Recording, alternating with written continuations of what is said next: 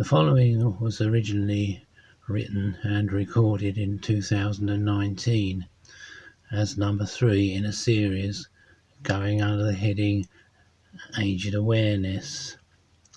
Since then, of course, the general election has come and gone, as has Brexit, and we are now in the second year of COVID-19, none of which changes anything but merely reinforces it.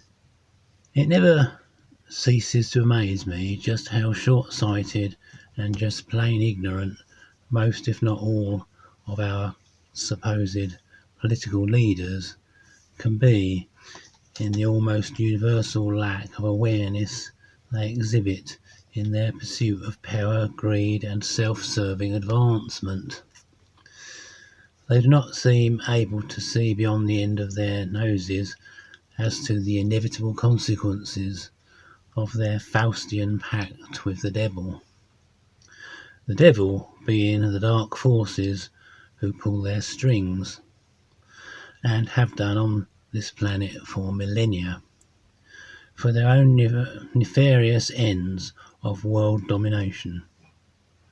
In fairness, it seems many of them are blackmailed into serving their masters, after having been tempted into compromising situations, then held in thrall by the evidence that can be produced to destroy their careers and turn off the money tap.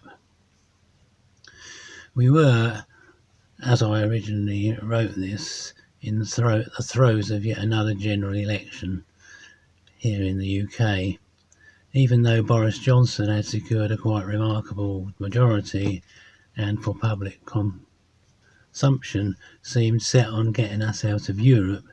The ultimate long-term outcome will be much the same, as we move inexorably towards the much heralded world fascist government, and my family and I, by not having voted, at least will not be exhibiting agreement to a system determined to destroy our way of life and make slaves of those who survive the numerous attempts at mass murder caused by war, manufactured disease, poisoning of our food, water and air, and mass radiation brought on by 5G and similar delights. This election was primarily about Brexit, that endless battle to leave the European Union, then well into its 4th year, no doubt making us the laughingstock of the world and the exasperation of the EU. In the referendum, my family and myself all voted to leave and were amazed when the powers that be had obviously miscalculated in their arrogance, and the leavers in the referendum outnumbered the remainers by a comfortable margin. Unsurprisingly, the Prime Minister at the time, David Cameron, quickly resigned, leaving everybody else to cover up the mess. The point is, and this is emphasised by the fact that probably a majority of politicians and the mega rich, who also owe their positions to the aforementioned dark forces, leaving the EU is a mega step in the wrong direction for those who are working towards the world government. We were under no illusions since the start that should Brexit, after every conceivable attempt at slowing it down, and indeed trying to force reversing the result by a better rigged referendum, finally happen, it would never be allowed to succeed. At best, it would buy us a little more time.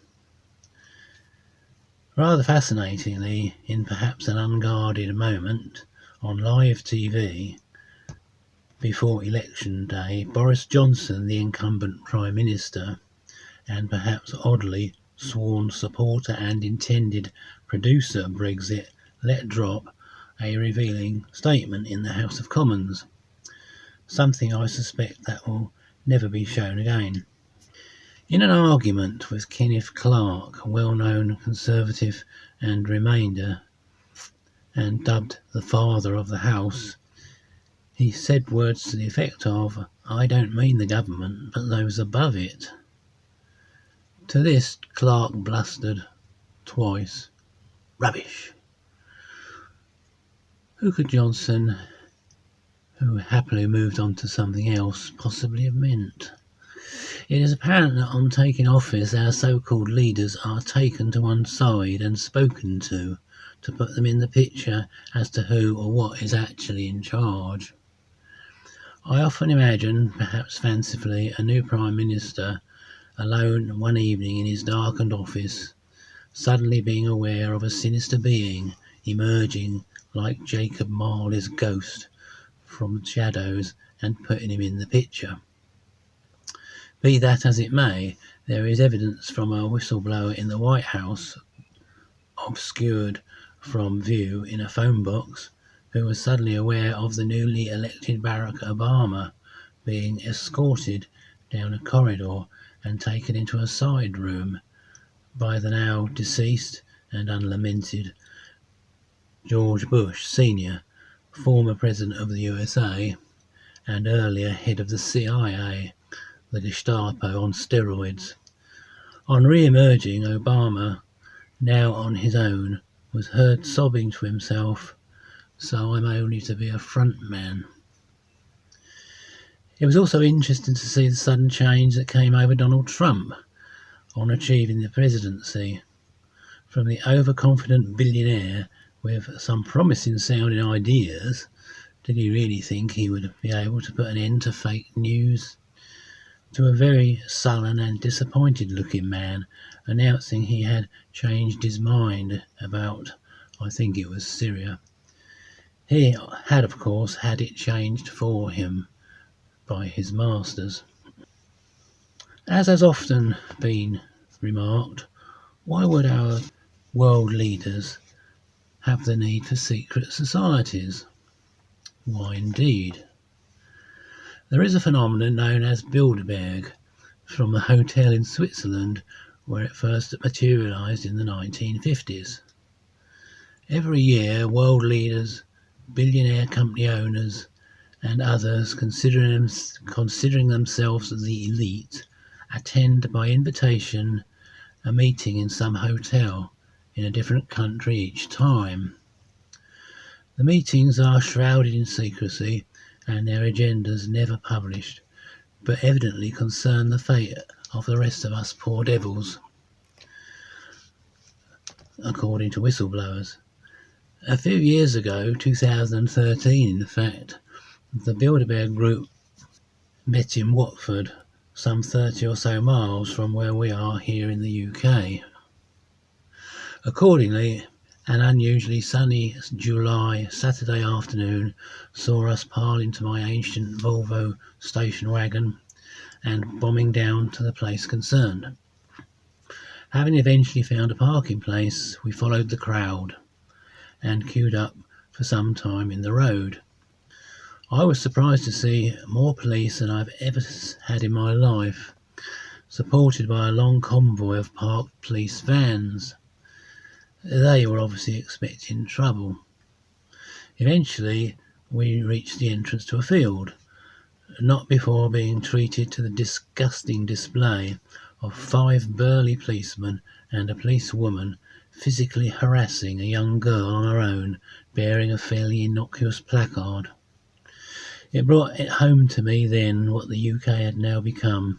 It was not difficult to visualise SS men with some poor victim. Although the police were as yet still unarmed, it obviously is only a question of time. As we worked our way up a short lane, we were confronted by a desk facing us with 2 or 3 officials, where we were frisked and any baggage examined. We were not allowed to take any bottled drinks in, despite it being a warm day, all of which made us feel like common criminals, obviously the intention. Clearly, the whole setup was intended to demoralise and humiliate, if not actually deter us. Nevertheless, we then made our way into what proved to be an extremely large field, already nearly full of people of all ages, mostly sitting down, expectantly looking at newcomers. To the left of the way in was a low podium with microphones on it. Much further off left, over one or more neighbouring fields and about a mile away, could be seen a large hotel, apparently the location of the dubious, and so I have heard, totally illegal gathering of leaders from all over the world discussing apparently the future of the forlorn and doomed planet. Police were again much in evidence, situated like guards around the perimeter of our field. They must have been very disappointed that afternoon, as it passed without any incident and was totally peaceful. So their black Mariahs parked outside went hungry that day, with the possible exception of the harmless girl we saw outside the entrance. Our police, once the envy of the world, and justifiably our great pride, were now reduced to stormtroopers. The British Bobby now wore invisible jackboots. There were several guest speakers who came and went, including Alex Jones and David Icke. The latter got a standing ovation, and at one point, directing himself to the nearest stormtroopers, he said to much applause, "You should be protecting us from them," indicating the hotel, not them from us. One or two stormtroopers shuffled with embarrassment. As I said, the afternoon passed without the slightest trouble, and we eventually went home. Despite the mega police presence and the high number of VIPs, so-called, in the hotel, no doubt at great expense to us taxpayers, there was not the slightest reference to it on the TV that evening. Well, there's a surprise. Henry Ford, controversial founder of the Ford Motor Company and great innovator of many things, most famously the assembly line for vehicle manufacture, once said, "History is bunk." For a long time I wondered what he meant by that. But over the last few years it has been slowly drip-fed to me how right he was. It has often been said that history is written by the victors. If you substitute the true owners of the world for victors, you will not be far wrong. All our knowledge and information comes via those who have a vested interest in what they want us to know, usually via the medium of the mainstream news. Nowadays, how can we possibly know the real truth? Fortunately for us, there is, for the moment, the so-called alternative media, but this will not be allowed to continue indefinitely, and more laws are filtering through to effectively end it. Otherwise, we have to rely on whistleblowers, and they are not usually allowed to survive very long either. Henry Ford was a self-made millionaire and very much his own man, and kept his company on a tight rein. I suspect he did not fully, if at all, toe the party line with his outspoken opinions, and hence was always a target for accusations of racism and whatever else the media lackeys could throw at him. Throughout our history, organised religion has tended to a greater or lesser extent to dominate our lives, and indeed greatly influenced the directions taken by our politicians and other so-called leaders, not least the crowned heads of Europe and elsewhere, invariably to the detriment of their sheep-like underlings, who, due to a desperate need to find some meaning to all the misery in their lives, tend to cling on to every word of the self-appointed so-called elite, in a hope for some form of ultimate salvation. It is rather like the idea that the more disgusting the medicine tastes, the more it must be doing you good. I'm willing to accept that the founders of the world's great religions all started with the best of intentions, but they were very quickly pushed aside by the inevitable few who gradually distorted and sometimes blatantly changed the belief systems for their own political, financial, military and other ends. One of the best examples, if not the best example, is that of the Christian Church. Historians disagree on the likely identity of the man called Jesus. Some even doubt he existed at all. The most popular view is that he did exist. Though not impossible, it is otherwise hard to see how such a huge total myth could have made such a mark, and that it was just one of a number of rabble-rousers known to have been around at the time, albeit a very charismatic one. It seems the most popular candidate was born on the 1st of March, AD 7. This is not so absurd as it might seem, particularly to the faithful, when you realise for the first 4 centuries his birth was indeed celebrated in March. 25th of December replaced this with the takeover of the religion by the Romans, and was a way of netting in more believers, as it had been a pagan ceremony for centuries before, a celebration of the coming of the longer days. The Christian Church, by then a force to be reckoned with, it had become adept in removing rivals, most notably the Gnostics, who were forced underground, together with their now outlawed belief in reincarnation, was clever in taking over other long-held religious festivals and beliefs. Another example is Easter. Since Easter Sunday can be held on any date over a period of 6 weeks, being the first Sunday after the first full moon following the spring equinox, it is hard to see how it could take place on a fixed date following the Friday when their supposed founding father was executed. Yet another example is the virgin birth, an idea that has been a central structure in various earlier religions since time immemorial. In truth, there is a small amount of evidence to suggest Mary was raped by a Roman soldier. And what's with this so-called Immaculate Conception anyway? One of the most seriously damaging legacies we have been handed down and perpetuated by the Christian Church is the idea that the most natural and beautiful act of reproduction, and indeed the naked human body, are in some way dirty, tainted with original sin.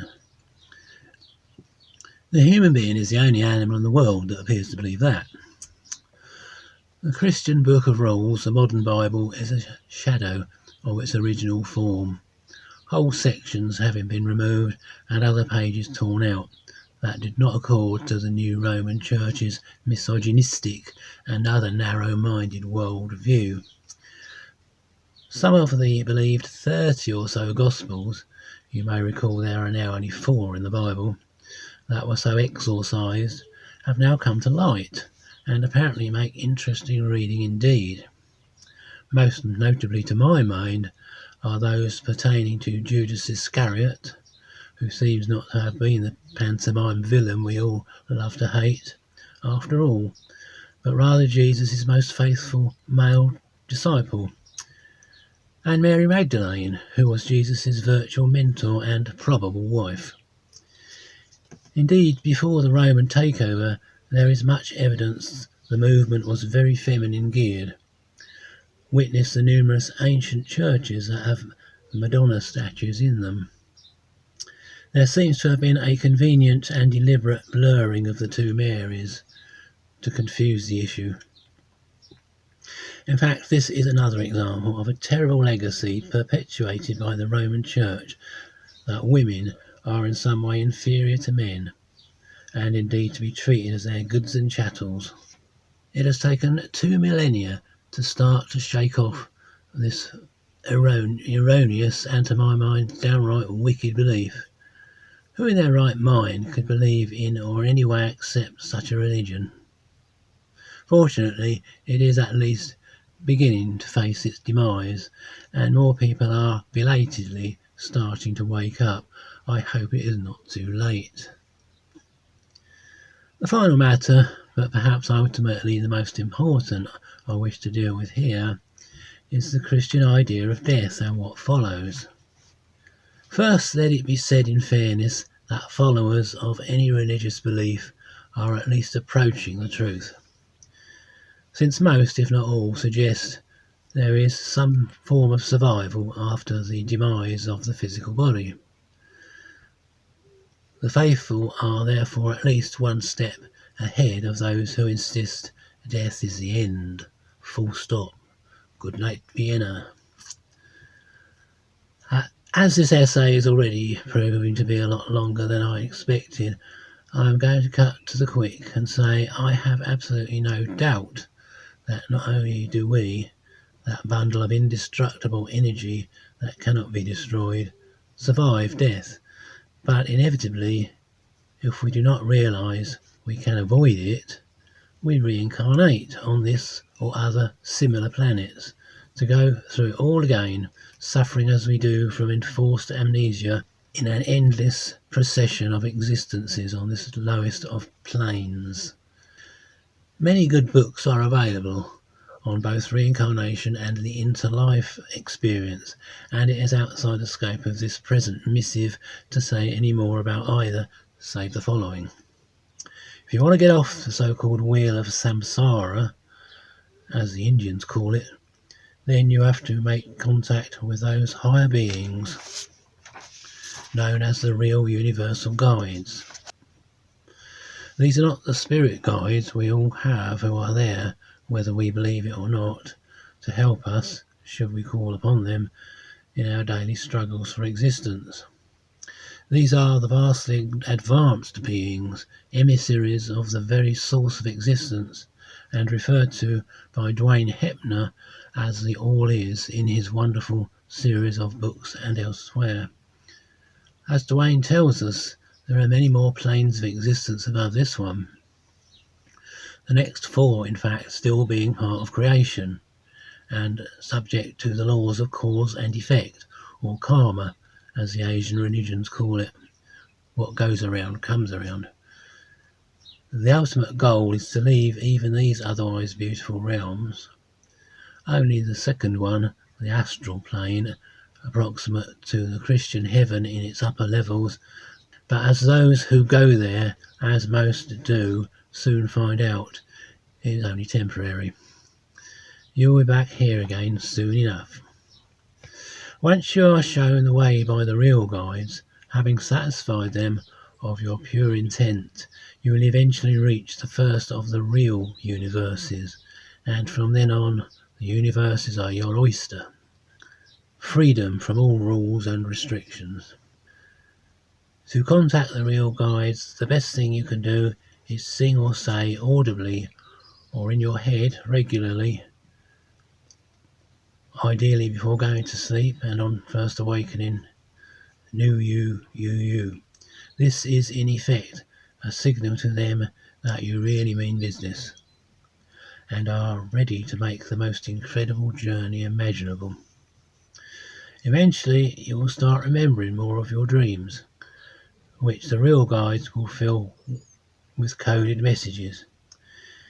If you cannot understand them, check out the NUUU on the internet and either get hold of the books or directly contact the NUUU people. I hope this has been of interest. If only one person finds it helpful, then it will have achieved its goal.